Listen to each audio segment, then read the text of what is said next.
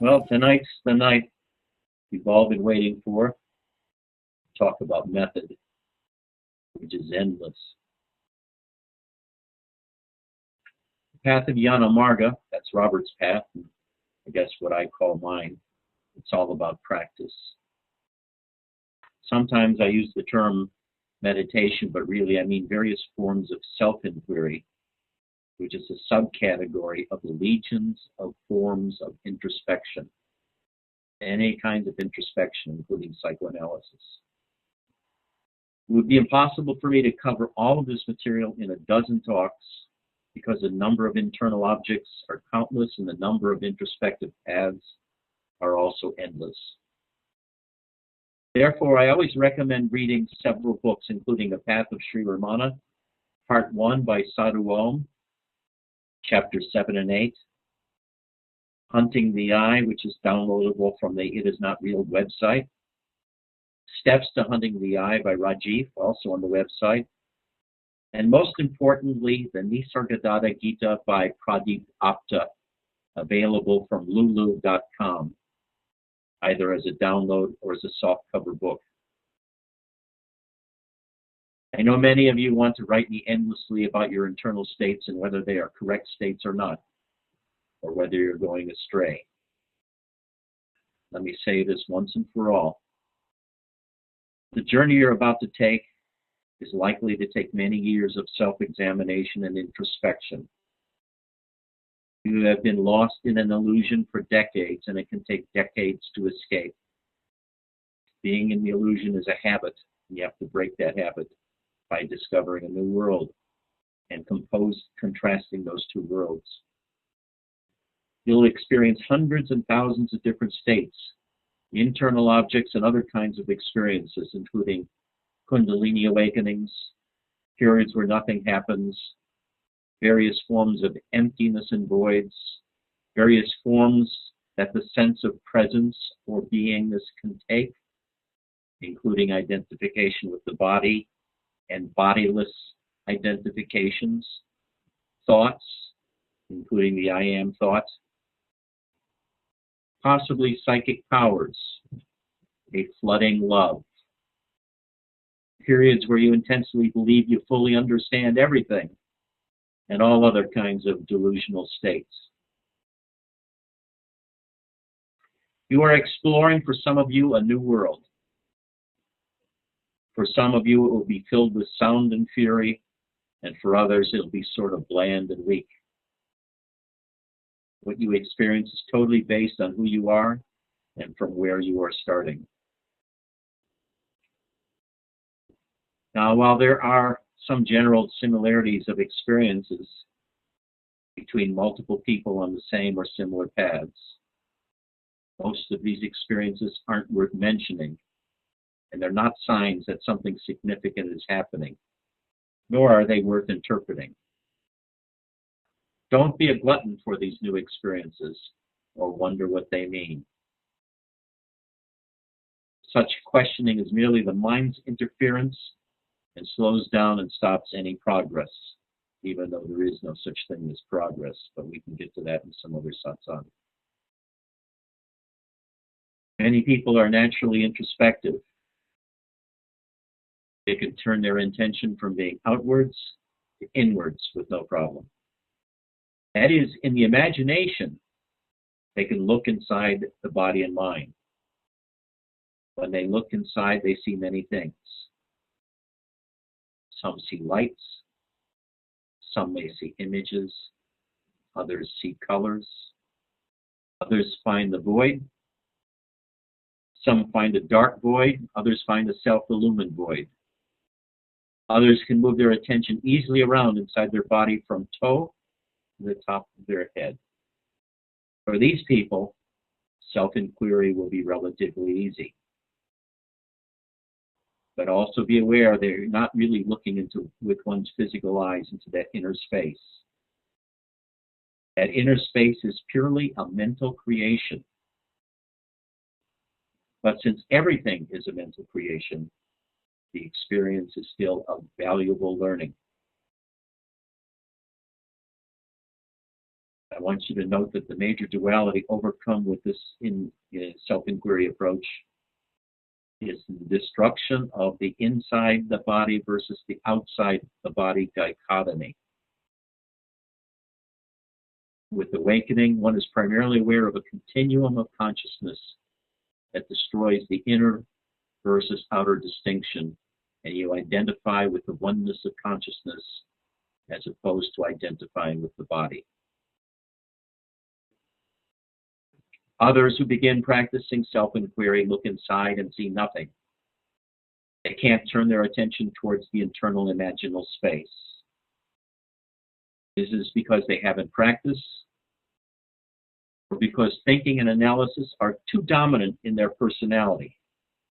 People that think too much often have a hard time introspecting because the thinking is always about externals, and thinking creates the externals.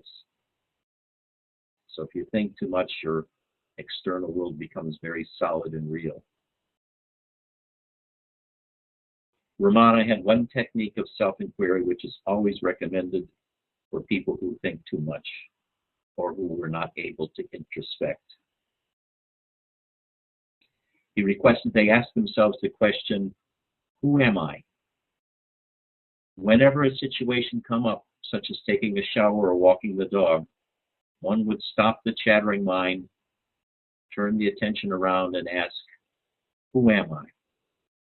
Or something more appropriate to the situation at hand, such as, who is taking a shower? Or who is feeling the water touching my body? That is, whatever the situation, you stop a moment and ask who is involved, who is feeling the sensations. This is the most basic form of self-inquiry. The word who puts the mind in a reflexive state. And the word I denotes an entity and also creates a division between inner and outer, subject and object, I and thou. That is, the word I sets up a duality which we call life, with an M-ness that lives inside of the body, while the external world is on the other side of the skin.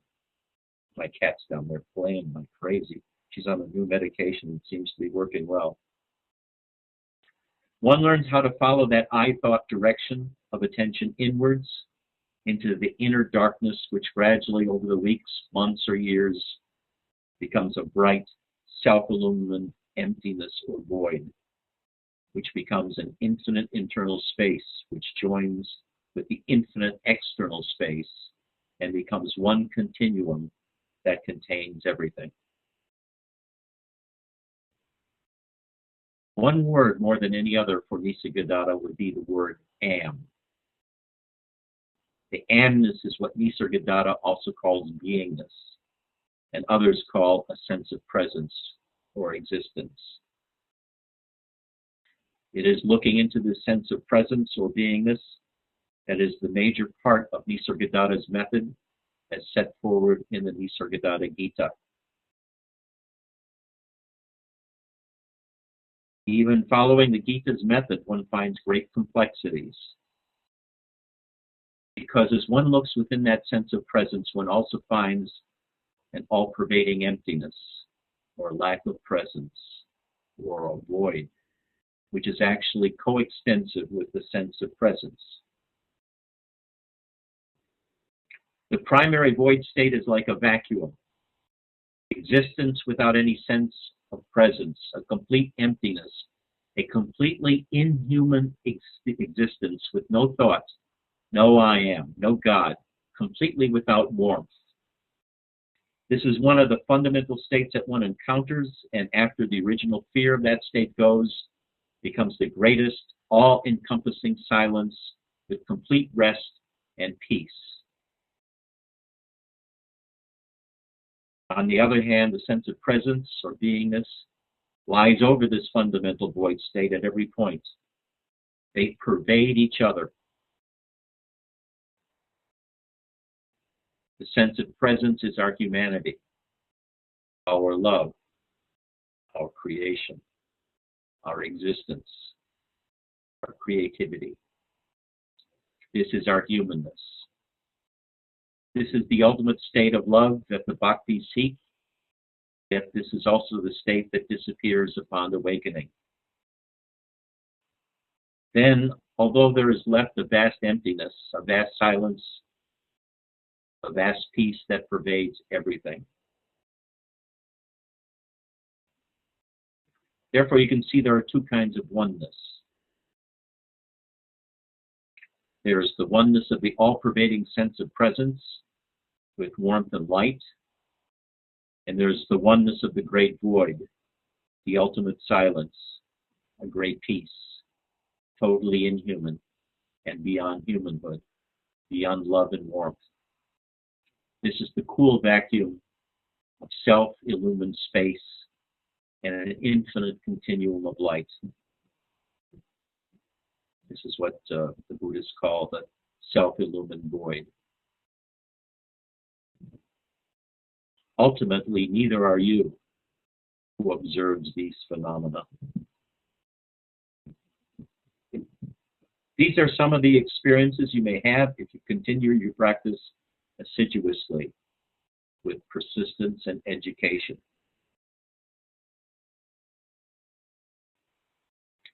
Another variant of self-inquiry is to look into the I thought itself.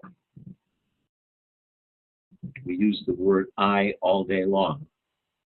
But what is the form of that term I? That is, does the word I have a form itself? Does the word I actually point to an internal entity known as Ed, Alan, Nathan, Andrea, or Joanne? That is there an entity or witness inside our imaginary space contained within our bodies that the I word points to? And does that I itself have a form? What is the relationship between the I thought and the concept or idea we have of ourselves? This is what we have to discover. In this exercise or this approach of self-inquiry, we turn our attentions inwards, hopefully having already opened our internal imaginal space, exposing its vastness. And we look both for the I thought and the entity that the I thought would be pointing towards, which we take as me. As you can see, self-inquiry can become quite complex due to the complexity of the inner imaginal space and the various experiences we have there, including the sense of the void, the sense of presence, the sense of duality of inner and outer, becoming witnesses of thoughts, searching for the I thought, searching for where it arises or passes away in an attempt to find the me, and then to find the sense of me.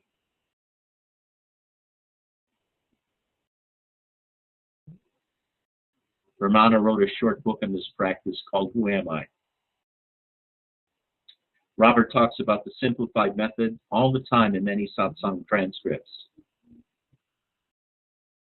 When we become more sophisticated, instead of actively searching within, such as for the source of where the I thought arises and sets, or actively probing around inside to discover things, we read about other variants of self-inquiry, such as found in the Nisargadatta Gita or the Path of Sri Ramana Part 1. Here, the active form of probing self-inquiry becomes replaced by the concept of just abiding in or residing in oneself. Lakshmi is having a good time. She's playing and running around and disturbing me highly. This is a game changer. Not Lakshmi, but the change in method. Rather than being an active pursuer of knowledge, one quiets down and settles into one's sense of presence, usually the sense of amness. One becomes quiet and passively watching. I even hate to use the term watching because it still sounds like an activity. In fact, it is doing nothing and just being consciously aware of that sense of beingness inside. If you read the autobiography of a Jnani, Rajiv became quite fond of just relaxing into the background container of consciousness. One just rests in oneself, usually seen as a dark background one sinks into. However, by this time, one is also aware of the void, the great self-illumined space that contains everything, but lacks a sense of presence, and is cold and is utter peace. On the other hand, the sense of presence is filled with warmth and love, and one constantly bounces back and forth between these two kinds of awareness, the presence and void. Sometimes the presence was called the foreground in that book. I have to make a disclaimer here. Not everyone has these experiences, nor should they have these experiences. These are common experiences to many who have attained liberation, but they are not liberation itself. They are experiences in the foothills of awakening. Yet other people have a radical kind of awakening that has nothing to do with these kinds of experiences. And I don't want to burden your mind with too many concepts, as these will create what you will see because you will be looking for them. And your mind will create these experiences, even creating false voids and false senses of presence. Your mind is your enemy in this whole process. The mind has an amazing ability to become so self-involved with concepts and words as to be absolutely prevent any spiritual experience. It'll fake spiritual experiences. It'll create spiritual experiences that it hears about. But they won't be your experiences. They'll be borrowed.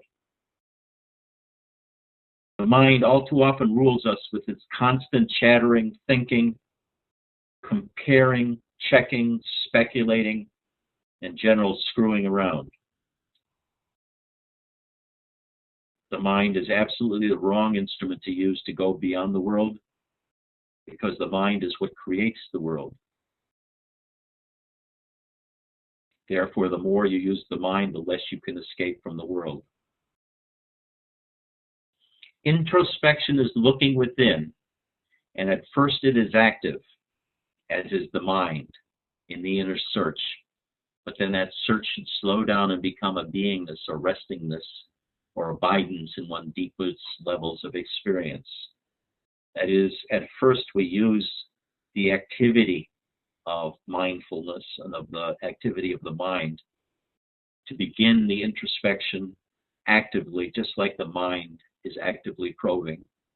But after a while, as it penetrates deeper levels of one's experience, one comes into that peacefulness of the deepest levels, and the activity gives way to more of a resting into the background, or just a resting consciousness without any activity, just a beingness.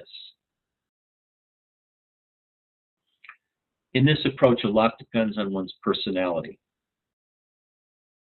If you lack self-confidence, you always use the mind like a blind person with a white and red cane, constantly tapping out the path ahead of one to see what the pitfalls or objects are in the way. The mind of the insecure person is constantly checking his own experience and comparing that with the experience of others, found in books, talking to other people in satsang, or asking the teacher whether this is an appropriate or correct experience. Let me be very clear. What you experience in self-inquiry is your experience. Don't interpret it. Don't ask if it is a correct or incorrect experience. Don't check it against books. Don't check it against other people's experience. Don't speculate as to what it means. Don't interpret what each experience means. All that you are doing by this thinking is immeasurably slowing down the process of internal spiritual evolution by constantly stopping and checking that experience against what books have to offer or a teacher has to offer. You have to have the attitude of a brave pioneer, willing to sacrifice your life, literally, for the truth. And in this case, that is the truth of your own beingness and life. You're not trying to recreate Ramana's enlightenment or Robert's or mine. Instead, you're trying to find your own truth, your own enlightenment, your own awakening, which may have nothing in common with other people's awakening. Now, this is a general statement, so don't quote somebody or another that says something different, because you'll find even me contradicting what I'm saying here sometime in the future. But this is a general statement that I'm making because I'm trying to make a principle of putting you on your own feet so that you can get your own experience and become a master of your own experience. You are unique. You are a mystery. But when you read books, when you speculate as to what your experience means, or compare your experience to others, you are putting on other people's clothes and not wearing your own. This is very important. You must learn to be brave in the face of possibly terrifying internal experiences. Nothing inside can hurt you, but you don't know that. You may believe sometimes you're going mad. You may believe that your emotions are out of control. You may believe all sorts of things. The important thing is just to keep going. The more you can rest in yourself, in that sense of presence, the easier everything becomes. The quieter everything becomes. And the happier you become. I didn't know this when I first started practicing. When I practiced, I followed the book's instructions, which was to totally abandon myself into the practice of who am I. I had many, many dreaded Kundalini experiences, many visions, much dwelling in the void, much confusion, and yet a steadfast, straight courage to continue on my own. Unfortunately, I went to Mount Baldy, and the Zen master there sent me on a new Zen course of answering hundreds of koans, which is a Zen way of passing on traditional knowledge rather than a fresh knowledge of the self. It took me 18 years to get back on course again, to come back to self-inquiry. Therefore, I urge you that once you start self-inquiry, you persist until you burn out or until you succeed in awakening. In a previous satsang, I told you, even if you don't go all the way, the consolation prize is becoming a saint.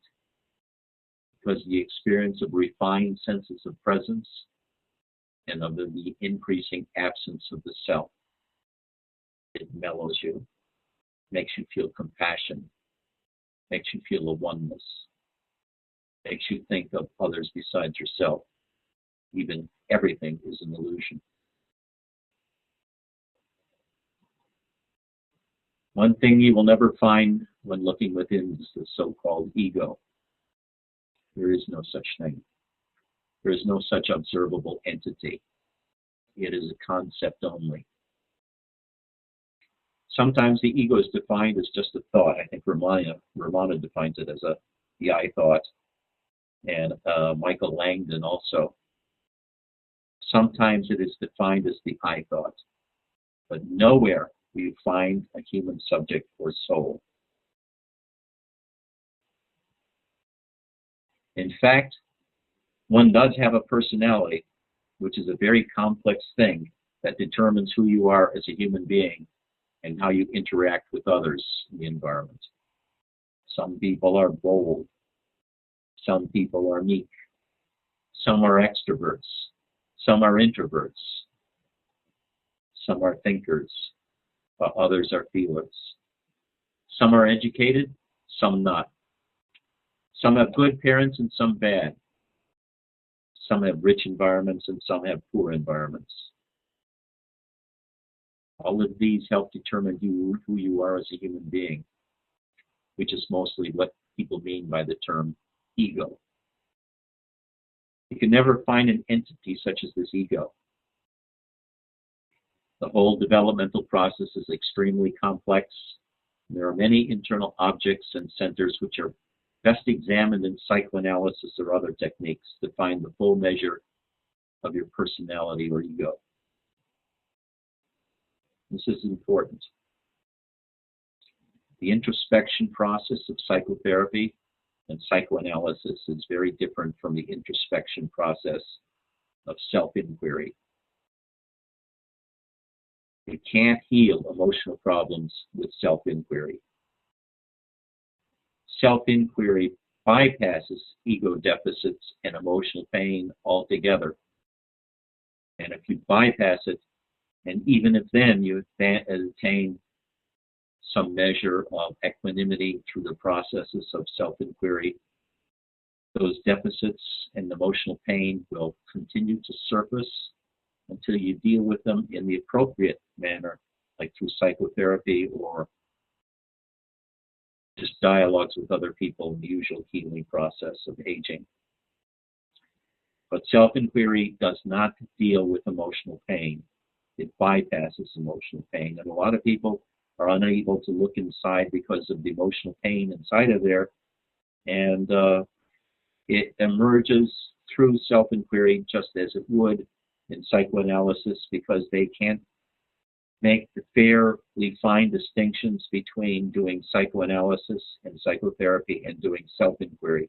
Self-inquiry, you just focus on the I sense, and in psychoanalysis and psychotherapy, you focus on the feelings, the images, and the memories. And in self-inquiry, you try to avoid those objects as objects to be paid attention to, and instead concentrate on the I sense or the I am, and their different techniques. But if you have emotional problems, the best thing to deal with is to use psychotherapy or medications. Those really help. They're a lot better than self-inquiry to solve emotional pains. True spiritual effort, true spiritual practice begins when you're at relative peace so far as vis-a-vis the rest of the world and other people. If you're suffering from a lot of emotional pain and you're running to find yourself through self-inquiry to get away from that pain, it's the wrong reason and it's not going to work. You'll be forced to come back again and again to that pain. And until that's resolved, your self-inquiry will always be undermined by the residual pain inside of your mind and inside of your heart. I could go on. Ken Wilber writes about this stages of practice, and I don't like it because he tries to create too many artificial structures to put everything into some sort of context like a general theory. But basically, the point I'm trying to make is there are different kinds of introversion processes. Self-inquiry is one type, psychoanalysis is another, and various kinds of psychotherapies are a different kind of introversion. And the various kinds have different kinds of rewards or different kinds of healings. And if you are feeling a lot of depression, a lot of anger, or things like that, you find a psychotherapist and find medication. And even while you're doing that, you could practice spirituality. But unless you are addressing those problems, either while practicing psychotherapy or self-analysis or self-inquiry, or before you practice self-inquiry, the self-inquiry will never really come to fruition because of the pain that keeps coming back. And this is the mistake of the Neo-Advaitins. The Neo-Advaitins look only into the conscious mind and conscious experience, and they don't go into the unconscious, they don't go into the subconscious. They stay there in the conscious mind, they find no entity, and they say that this consciousness is everything, this waking consciousness is everything, and they fail to address the deeper levels of sleep and of dreaming. Now, these deeper levels coexist at all times. Even now, if you look around and you know how to look within yourself, you'll find the sleep state is there at the edge or the periphery of your consciousness, and the dreaming process is always going on inside of you. You're always dreaming. Now, this is different than the thinking process, but there's always an imaging process going on. There's always a self-talk going on, and this is dreaming. If you take the sleep state and impose a higher level of consciousness of this constant imaging going on, this constant self-talk, that's dreaming. The dreaming is going on inside of you now. The wake state is going on inside of you now. The deep sleep state is going on inside of you now.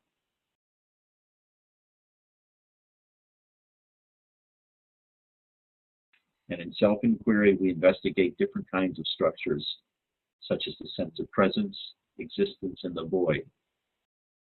The Neo-Advaitins, therefore, have a very simplistic understanding of consciousness, the self, the ego, and I, because they use the wrong method of self-exploration.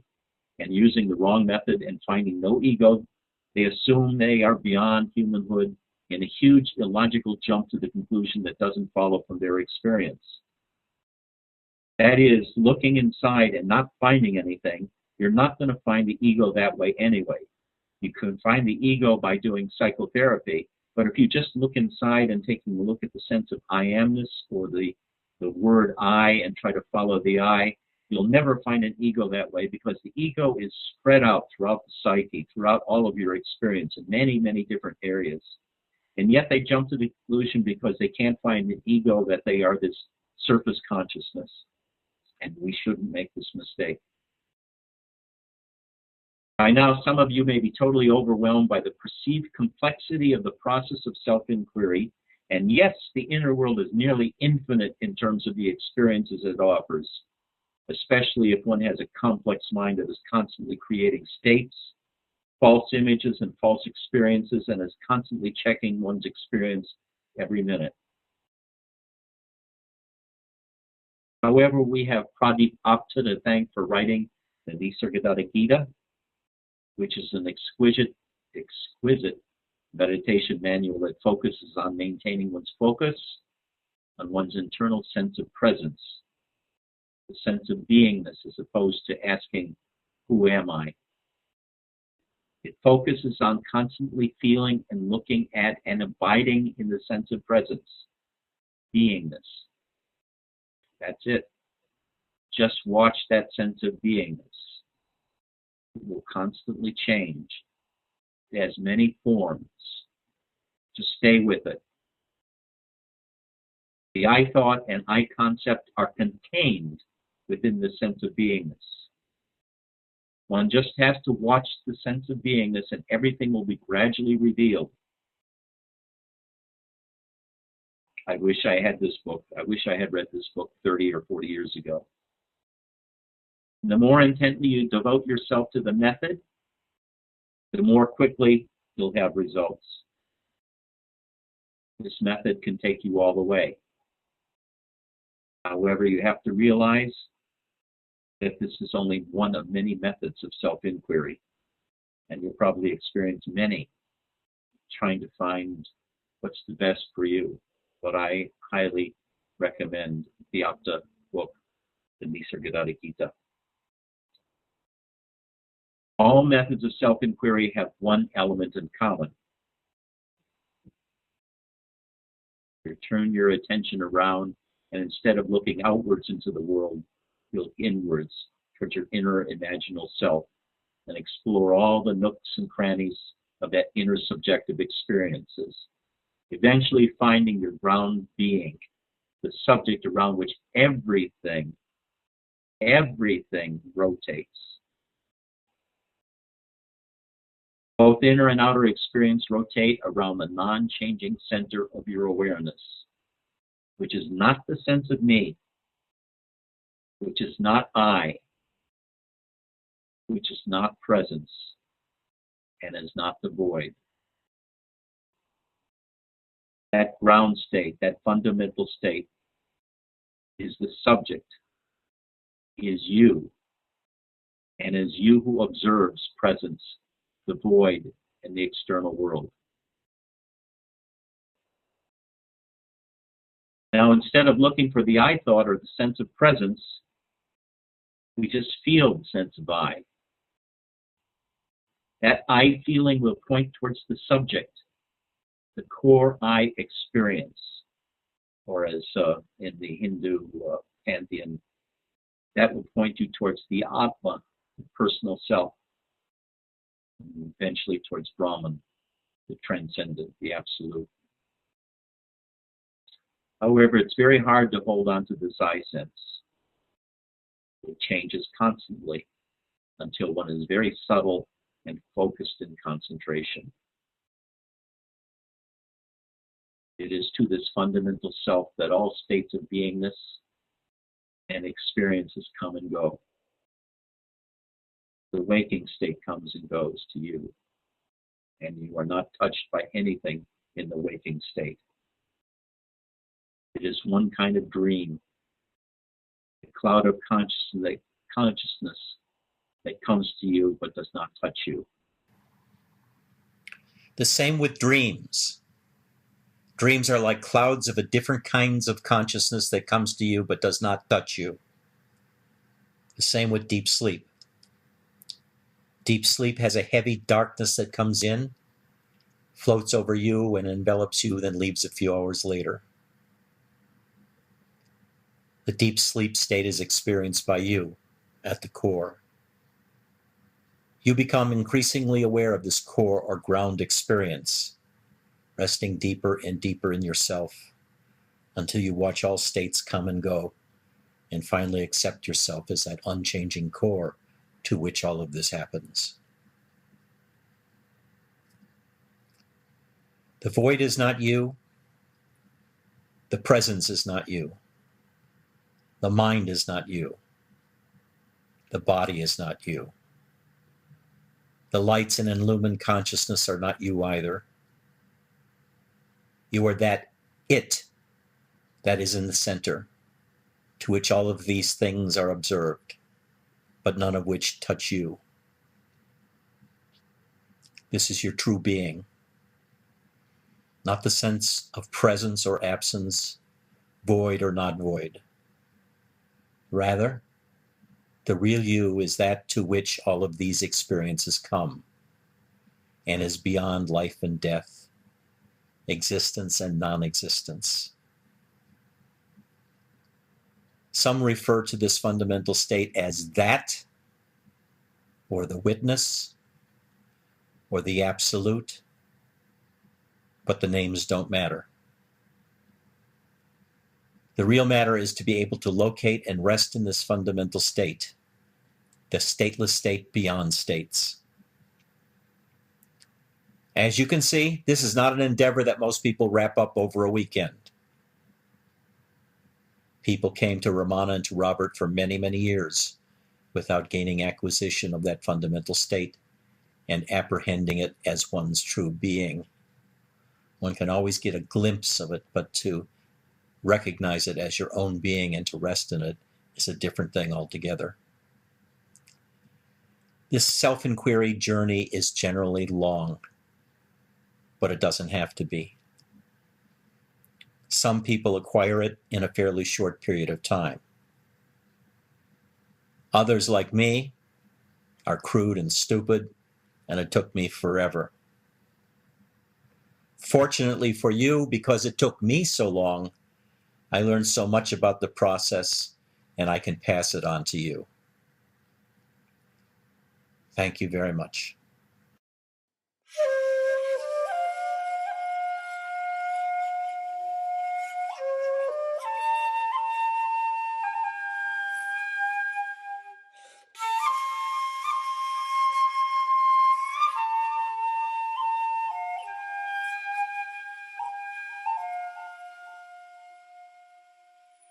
Yeah, Dennis, I can hear you. Yes, okay.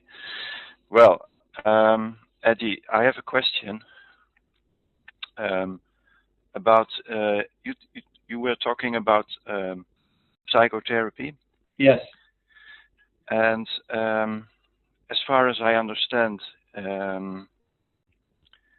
this, if you if you are able to be with your beingness and connect with yourself and stay in the silence, then all these things will take care of themselves. No. Oh, so wrong understanding. Wrong understanding. If you are a person suffering from loss, grief, depression, excessive anger, you have to deal with those in psychotherapy. Using self-inquiry and resting in oneself, that sense of beingness, will not touch those emotional pains. They'll bypass them, and those pains will come back unless they're dealt with the appropriate form of introspection, which is psychotherapy or psychoanalysis or something similar. They deal with different things. Self-inquiry deals with the sense of self, the presence, the void. Psychotherapy deals with images, it deals with memories, it deals with emotions. You don't deal with those when you're doing self-inquiry. I understand. But let me see the right words. Sorry, I can't think properly. That's all right, but I'm just saying that not everything will take care of itself if you're just in the sense of beingness, if you have emotional problems. Oh, I know again. This part, if you look inside, when I look inside, and the mind, there's always something that, I mean, if I look, there's always something that possibly is not all right with me, because that's part of the ego, I suppose. And it's a never-ending story. And therefore, to me, it's a little bit confusing, and it sounds like everybody that has an ego has to go to a psychotherapist. And I don't think this is not really what you mean. No, it's not. I didn't say that. I'm just saying if you have strong emotional problems, you have to deal with them through psychotherapy or medications. If you have mood instability, take a mood stabilizer like Depakote or Lamictal or something like that. If you have a separation or grief, deal with the grief, then get back to self-analysis. If you broke up from a relationship or somebody died, there's a period of grief that you have to be dealing with these emotional issues rather than trying to transcend them by resting in beingness. It becomes an escape, a diversion to do self-inquiry in a situation like that rather than deal with the human pain. Okay. That's what I said to Chris last time too, is that he's going through something right now that requires a full attention to the emotional aspects. Okay. Clear. Thank you, Edgy. All right.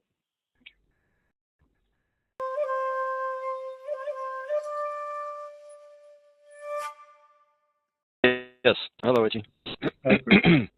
First of all, thank you very much. And the message is clear for me. I would say it just, I'll use the word gut.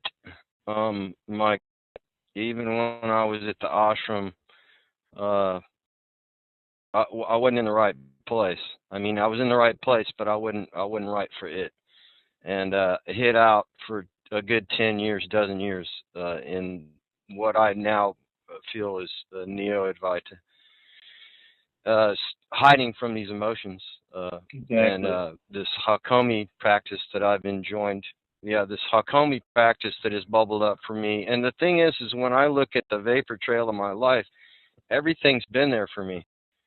This Hakomi thing, I didn't seek it out. It happened for me. And the Sargadata happened for me. These things have happened for me. At least that's the way it feels.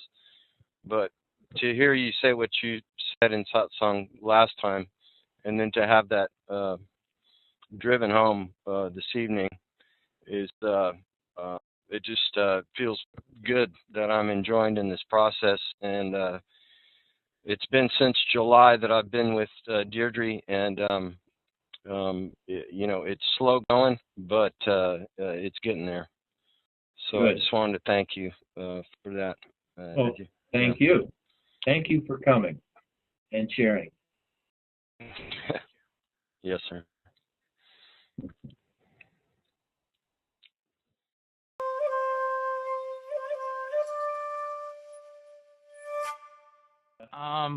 Okay, when I'm doing the meditation, I've been trying to do sitting in the meditation the way you said, with the legs curled under. And I get this incredible, the deeper I go, I get this incredible rocking sensation. The body itself is not moving, but I can basically sense rocking back and forth, back and forth, back and forth. Almost pretty well to the point of nausea, almost motion sickness kind of thing. But your body isn't moving, or you are moving? My body is not moving a bit. Good. But I can just, good. I'm feeling quite friggin' nauseous. No. No. See, what you're doing is you are in a position with that movement, and if you deliberately do move, with your eyes closed, feeling the sense of emptiness in your body and feeling the sense of emptiness in the environment around you, you can move backwards and forwards and find out how they interpenetrate each other. This is a good place to be. Okay. So... do you feel a sense of emptiness when you look within? I don't know. I feel like I want to empty myself. You know, it's like a, you know. I feel No. like What is your experience? Not what you want. What is your experience when you look within? It differs every time. You know, when you were talking about sort of seeing the different earlier on, the introspection, the different images, the different colors, that kind of thing. It's different every time.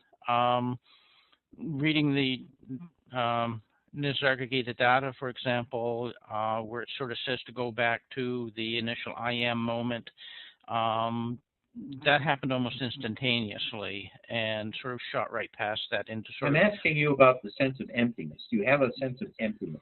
Yeah, because what you're going through helps to develop that sense of emptiness and the unity consciousness. So I'm trying to find out, do you have a sense, when you look inside, what do you see? Is there anything constant? No, not at all. All right. When you are quiet then and you listen to what's outside, is there anything constant? No. All right. Just go inside, lower your attention into your heart or into your abdomen if possible. Okay. And if the rocking comes, just be aware of the rocking within the context of the room. Okay. What I have experienced periodically is sort of going inward, almost like an implosion of an energetic field, and then into almost like a core, and then an expansion, and just going on and on and on and on. Sort of. That's what we call Makyo. It means nothing. It's a fantasy, an illusionary process. Okay. I've been reading Robert too many times. I haven't read Robert at all. Well, some other jerk then. Well, I'm just listening to the guy I'm talking to right now. So there we go. He's a jerk too. So don't listen to him. Well, I'll just stick with one then. Okay. So anyway, that's it. The edgy jerk. Well, that's the end of my question then. Okay. Okay. Thank you very much.